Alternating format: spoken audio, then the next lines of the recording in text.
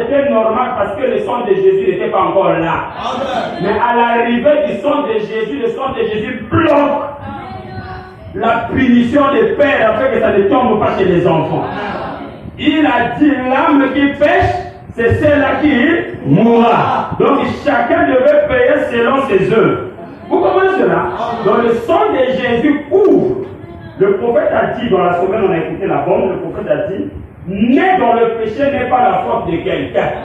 Mais nous pouvons faire en sorte que nous ne puissions pas mourir dans le péché.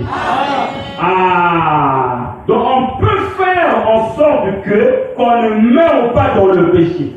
Nous pouvons mourir les saints. On meurt dans le Seigneur. Vois-tu cela? Naître dans le péché, ce n'est pas ta faute. Mais mourir dans le péché, c'est ta faute. Parce que le sang de Jésus lave les péchés. Le sang de Jésus enlève le péché. Le sang de Jésus donne la sainteté.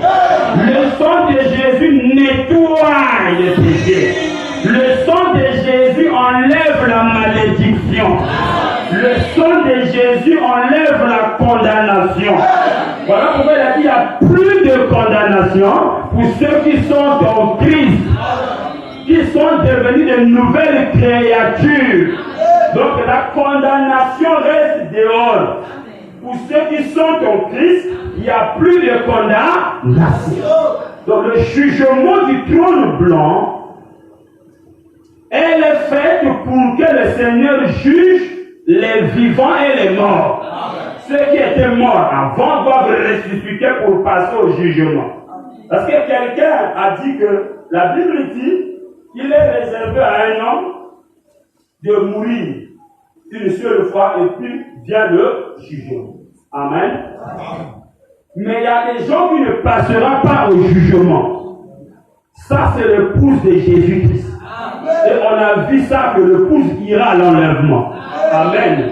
Mais il y a un groupe qui passera au jugement qu'on appelle les vierges folles. Les gens qui ont été dans les églises mais qui n'ont pas reçu le Saint-Esprit. Donc le problème n'est pas être dans une église. Le problème c'est d'atteindre le but qu'on vient à l'église. Pourquoi nous partons à l'école? C'est pour avoir les diplômes.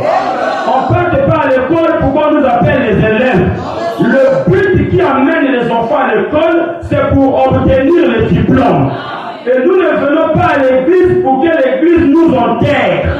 On ne vient pas à l'église pour que l'église nous aide dans le domaine naturel. L'église n'est pas une association de bienfaisance. L'église n'est pas un hôpital. On ne vient pas ici pour qu'on nous guérisse. On vient ici pour le salut de notre âme. Le but pour lequel Dieu a envoyé l'église, c'est pour le salut des âmes. Est-ce que vous comprenez cela? Donc le jugement commence dans la maison de l'Éternel. Aujourd'hui, les enfants de Dieu reçoivent le jugement en écoutant la parole, en l'appliquant. Quand un fils et fille de Dieu reçoit la parole et l'applique, c'est un jugement. Est-ce que vous comprenez cela? Et le prophète dit que nous qui vivions la parole, lorsque nous nous pointons devant les gens qui ne vivent pas la parole et ils voient un jugement, on nous regarde.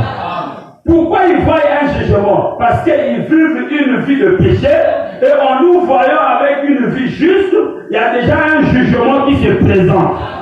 Et ils ne peuvent pas supporter la présence des gens qui vivent la parole.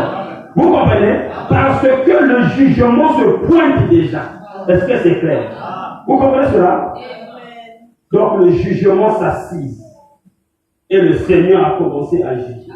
Et je vous avais dit dans Matthieu, il a dit quoi? Il a séparé des brebis avec des veaux.